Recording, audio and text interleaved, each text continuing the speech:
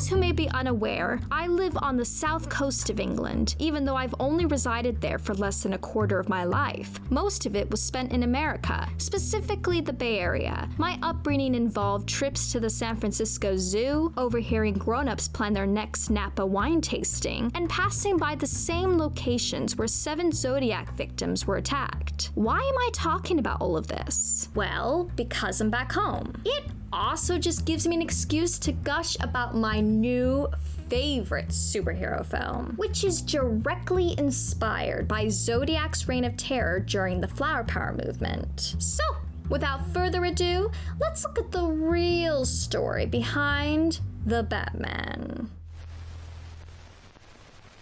August 1st, 1969 began just like any other day for the Valentines Herald. That all changed, however, when a mysterious envelope arrived in their mail. Inside the envelope were a cryptogram and confession to a 7-month-old cold case. High school students David Faraday and Betty Lou Jensen had taken their first date to an isolated area nicknamed Lover's Lane. What was supposed to be a fun and innocent night out quickly turned into a bloody massacre. David was shot once in the head while Betty Lou received 5 bullets from behind. The police were baffled as to how she could have been struck so many times within a small section of her back. What's more, there wasn't a single lamppost in sight. Betty Lou had been shot and killed in pitch darkness. Law enforcement also couldn't develop a viable suspect due to insufficient evidence and a lack of eyewitnesses. To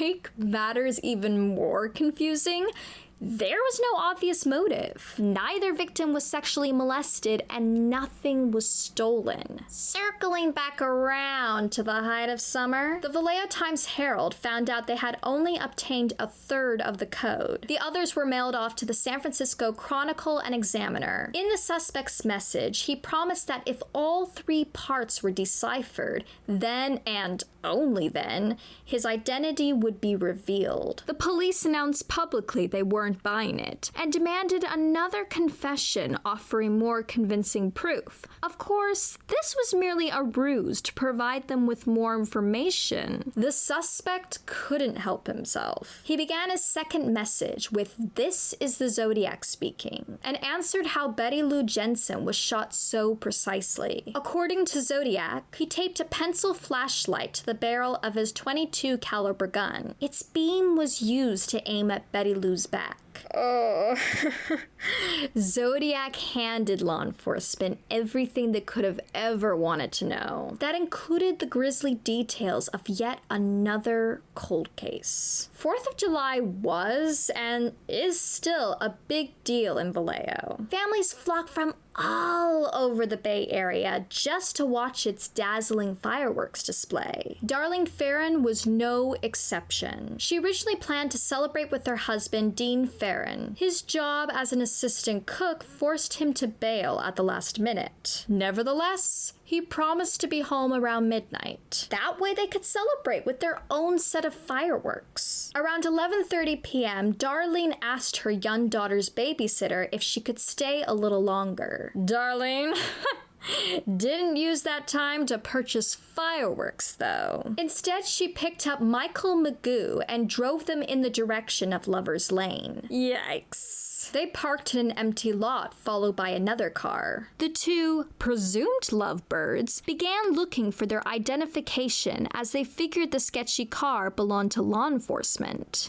Boy, oh boy, were they wrong. Several shots were fired. Unlike Darlene, however, Michael survived. Less than an hour later, Zodiac dialed 911. He confessed to killing David Faraday and Betty Lou Jensen the previous year. Matt Reeves, the filmmaker behind Warner Brothers' 5th Batman reboot, doesn't glamorize Edward Cullen. Bruce Wayne. Wise decision given the country's current stance on gun violence. I'll admit I went in a little skeptical. And understandable sentiment considering every melodramatic superhero film since the Dark Knight trilogy has been trying to replicate its success. To say that I love the Batman would be a gross understatement. Matt solves a lot of problems I personally had with every other reboot, including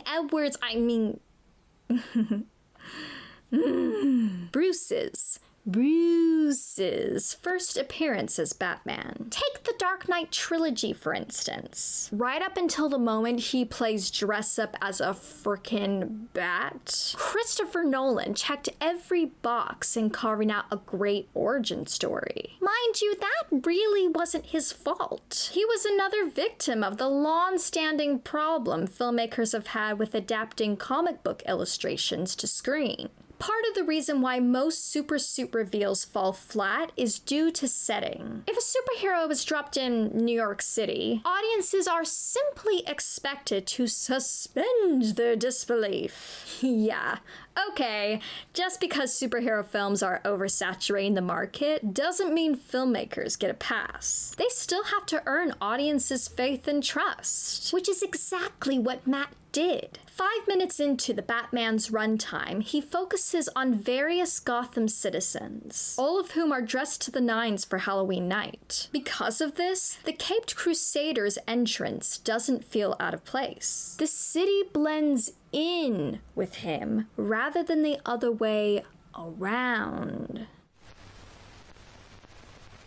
Some of America's most advanced intelligence agencies were recruited to decipher the cryptogram. None of them were able to break it. The San Francisco Chronicle took matters into their own hands by publishing all 3 parts. Despite being printed on page 9, the gamble paid off big time. The Vallejo Police Department's phone system was clogged by callers. Most were curious if the then-coined Cypher Slayer had been caught yet, although one phone call stood out from all the rest. High school teacher Donald Hardin and his wife Betty Hardin claimed they had broken the code. One of the agencies tasked with deciphering it scanned the couple's work. They were telling the truth. Yet experts, waved off Donald and Betty's accomplishment by stating it wasn't a difficult one to break. What a bunch of petty biatches. The cryptogram's final line has never been solved. Some think it holds Zodiac's true identity. Meanwhile, others assume the line is nonsensical filler. I believe the latter, and for one simple reason. It was quite literally all fun and games. Entertainment that only the likes of Ghostface could orchestrate. In actuality, Zodiac embodied slasher tropes long before becoming a mainstay in pop culture. Now,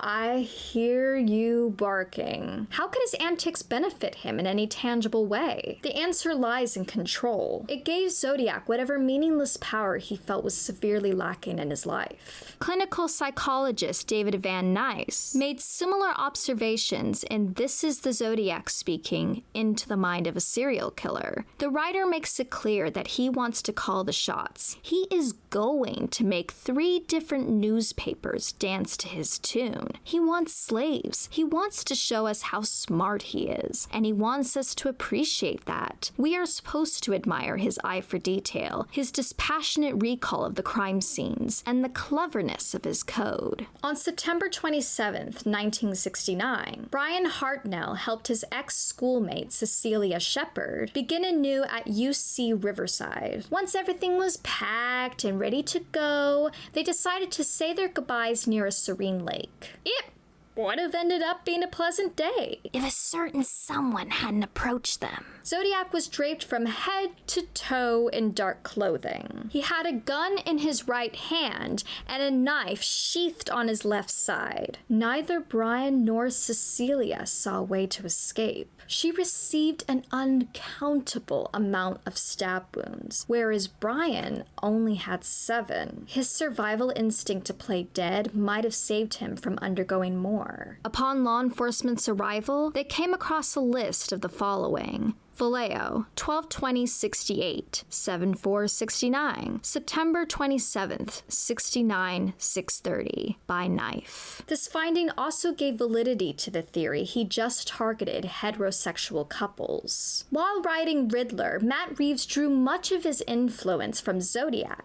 Both taunt the police to no end, cipher tedious cryptograms, and accommodate masks to fit their goofy-looking glasses. Speaking of costume design, I constantly mistook one for the other, especially when Riddler and Batman spy on unsuspecting individuals through binoculars. Personally, I believe this mix-up is by design. He's increasingly unhinged as his obsession with Riddler grows stronger, mainly because they're bred from the same cloth. Take how Batman is framed during action sequences. He's often showcased from the opposing side's perspective instead of following in the footsteps of what most superhero films do. Therefore, his presence has more in common with a monster than your average swashbuckling hero. After Batman reaches his limit and nearly beats a Riddler follower to death, James Gordon asks, "Who the hell are you?" To which the follower replies, "I'm vengeance." A line Robert Patterson himself improvised at the very start of his character arc. It's abundantly clear who Batman has become,